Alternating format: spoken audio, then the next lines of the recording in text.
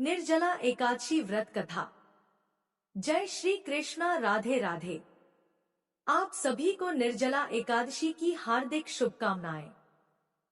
निर्जला यानी यह व्रत बिना जल ग्रहण किए और उपवास रखकर किया जाता है। इसलिए यह व्रत कठिन तप और साधना के समान महत्व रखता है। ज्येष्ठ मास शुक्ल पक्ष की एकादशी निर्जला एकादशी कहलाती है। इस व्रत को भीमसेन एकादशी या पांडव एकादशी के नाम से भी जाना जाता है। पौराणिक मान्यता है कि 5 पांडवों में एक भीमसेन ने इस व्रत का पालन किया था और वैकुंठ को गए थे, इसलिए इसका नाम भीमसेनी एकादशी भी हुआ। निर्जला एकादशी की कथा सुनने मात्र से सभी मनोकामनाएं पूर्ण हो जाती हैं। तो आज मैं आप सभी को सुनाने जा रही हूँ निर्जला एकादशी व्रत की बड़ी ही दुर्लभ कथा। हस्तिनापुर का राज दरबार आज विशेष रूप से सुसज्जित है। स्वर्ण सिंहासन, श्वेत चंवर, रत्न जड़ित दीपमालाओं की आभा से मंडप जगमगा रहा है। पांडवों के बीच बैठा है बल का प्रतीक भीमसेन। किंतु आज उनके मुख पर पराक्रम नहीं, बल्कि गंभीर दुविधा की रेखाएं हैं। हर एकादशी पर माता कुंती, सहदेव, नकुल, अर्जुन और स्वयं युधिष्ठिर महाराज और द्रौपदी सभी व्रत रखते हैं, संयम और श्रद्धा के साथ। लेकिन भीम जो अग्नि से उत्पन्न है, जिनकी अग्नि जैसी भूख है, वे हर बार मन मारकर उस पुण्य से वंचित रह जाते हैं। आज युधिष्ठिर महाराज नहीं, बल्कि राजसभा में स्वयं भीमसेन भगवान श्री कृष्ण से पूछ रहे हैं, हे मधुसूदन, मुझे कोई ऐसा मार्ग बताइए कि मैं भी व्रत का पुण्य प्राप्त कर सकूं। किंतु अपने शरीर की भूख की मर्यादा में रहकर क्या कोई ऐसी एकादशी है जो पूरे वर्ष के व्रतों का फल एक साथ दे दे?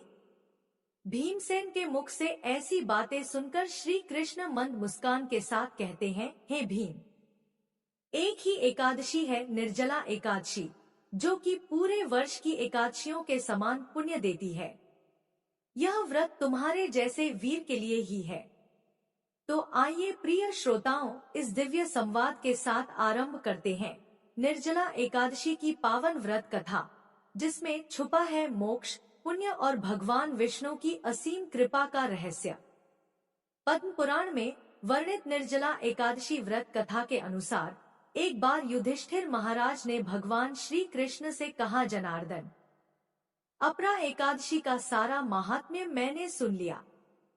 अब ज्येष्ठ मास के शुक्ल पक्ष में जो एकादशी आती हो उसका भी वर्णन कीजिए। भगवान श्री कृष्ण बोले, हे राजन, इसका वर्णन परम धर्मात्मा सत्यवती नंदन व्यास जी करेंगे, क्योंकि यह संपूर्ण शास्त्रों के तत्वज्ञ और वेद वेदांगों के पारंगत विद्वान है। तब वेदव्यास जी कहने लगे, दोनों ही पक्षों की एकादशियों को भोजन ना करें। द्वादशी को स्नान आदि से पवित्र होकर फूलों से भगवान केशव की पूजा करके नित्य कर्म समाप्त होने के पश्चात पहले ब्राह्मणों को भोजन देकर अंत में स्वयं भोजन करें। राजन, जन्ना शौच और मरना शौच में भी एकादशी को भोजन नहीं करना चाहिए। यह सुनकर भीमसेन बोले, परम बुद्धिमान पितामह, मेरी उत्तम बात सुनिए। राजा युधिष्ठिर, माता कुंती, द्रौपदी, अर्जुन, नकुल और सहदेव यह एकादशी को कभी भोजन नहीं करते और मुझसे भी हमेशा यही कहते हैं कि भीमसेन, तुम भी एकादशी को ना खाया करो। किंतु मैं इन लोगों से यही कह दिया करता हूँ कि मुझसे भूख नहीं सही जाएगी। तब भीमसेन की बात सुनकर व्यास जी ने कहा कि भीम, अगर तुम्हें स्वर्गलोक की प्राप्ति अभीष्ट है और तुम नरक को दूषित समझते हो तो दोनों पक्षों की एकादशी को भोजन कभी मत करना। तब भीमसेन फिर बोले, महाबुद्धिमान पितामह, मैं आपके सामने बिल्कुल सच्ची बात कह रहा हूँ। एक बार भोजन करके भी मुझसे व्रत नहीं किया जा सकता, फिर उपवास करके तो मैं भला रह ही कैसे सकता हूँ। मेरे पेट में वृक नामक अग्नि सदा प्रज्वलित रहती है, इसलिए जब मैं बहुत अधिक खाता हूँ तभी यह अग्नि शांत होती है। इसलिए महामुनि, मैं वर्ष भर में केवल एक बार ही उपवास कर सकता हूँ, जिससे स्वर्ग की प्राप्ति हो जाए और जिसके करने से मैं कल्याण का भागी हो सकूं। मुनिवर, ऐसा कोई एक व्रत निश्चय करके बताइए, मैं उसका यथोचित रूप से पालन करूंगा। तब व्यास जी ने कहा, भीम ज्येष्ठ मास में सूर्य वृष राशि पर हो या मिथुन राशि पर शुक्ल पक्ष में जो एकादशी हो, उसका यत्न पूर्वक निर्जल व्रत करो। केवल कुल्ला या आचमन करने के लिए मुख में जल डाल सकते हो। उसको छोड़कर और किसी प्रकार का जल विद्वान पुरुष को मुख में नहीं डालना चाहिए, नहीं तो व्रत भंग हो जाता है। एकादशी को सूर्योदय से लेकर दूसरे दिन के सूर्योदय तक मनुष्य जल का त्याग करे तो यह व्रत पूर्ण होता है।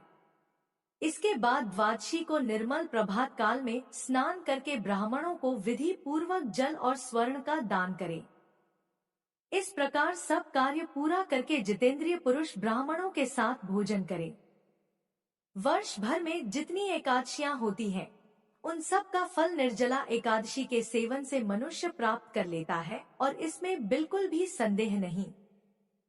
शंख, चक्र और गदा धारण करने वाले भगवान केशव ने मुझसे कहा था कि यदि मनुष्य सबको छोड़कर एकमात्र मेरी शरण में आ जाए और एकादशी को निराहार रहे तो वह सब पापों से छूट जाता है। एकादशी व्रत करने वाले पुरुष के पास विशालकाय विकराल आकृति और काले रंग वाले दंड पाशधारी भयंकर यमदूत नहीं जाते। अंतकाल में पीतांबर धारी सौम्य स्वभाव वाले, हाथ में सुदर्शन धारण करने वाले और मन के समान वैक्षाली विष्णु दूत आकर इस वैष्णव पुरुष को भगवान विष्णु के धाम में ले जाते हैं। हे भीम, माता निर्जला एकादशी को पूर्ण यत्न करके उपवास करना चाहिए। तुम भी सब पापों की शांति के लिए यत्न पूर्वक उपवास और श्री हरि का पूजन करो।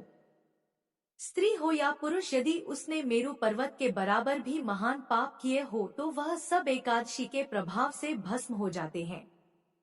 जो मनुष्य उस दिन जल के नियम का पालन करता है वह पुण्य का भागी होता है। उसे एक एक पहर में कोटि कोटि स्वर्ण मुद्रा दान करने का फल प्राप्त होता सुना गया है।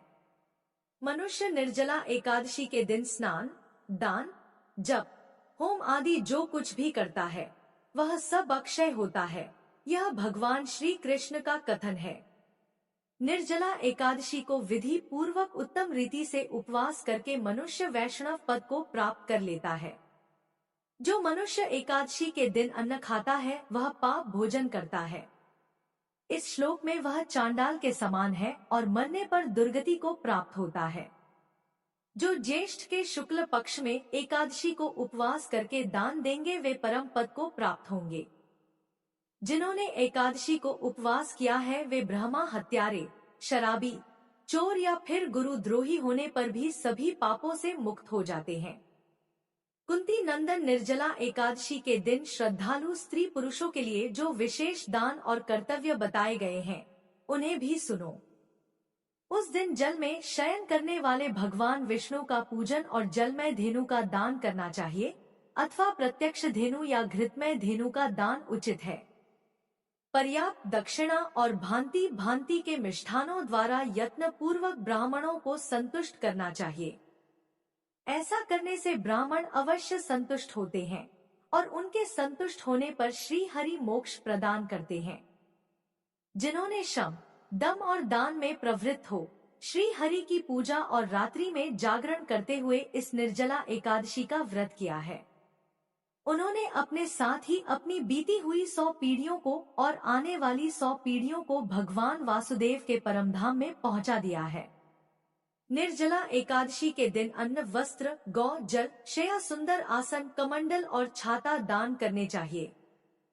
जो श्रेष्ठ और सुपात्र ब्राह्मण को जूता दान करता है वह सोने के विमान पर बैठकर स्वर्ग लोक में प्रतिष्ठित होता है। जो इस एकादशी की महिमा को भक्ति पूर्वक सुनता तथा जो भक्ति पूर्वक उसका वर्णन करता है वे दोनों स्वर्ग लोक में जाते हैं। चतुर्दशी युक्त अमावस्या को सूर्य ग्रहण के समय श्राद्ध करके मनुष्य जिस फल को प्राप्त करता है वही इसके श्रवण से भी प्राप्त होता है। पहले दंत धावन करके यह नियम लेना चाहिए कि मैं भगवान केशव की प्रसन्नता के लिए एकादशी को निराहार रहकर आचमन के सिवा दूसरे जल का भी त्याग करूंगा। द्वादशी को देव देवेश्वर भगवान विष्णु की पूजा करनी चाहिए। गंध, धूप, पुष्प और सुंदर वस्त्र से विधि पूर्वक पूजन करके जल का घड़ा संकल्प करते हुए कुछ मंत्र का उच्चारण करें। संसार सागर से तारने वाले देव देव ऋषिकेश, इस जल के घड़े का दान करने से आप मुझे परम गति की प्राप्ति कराइए।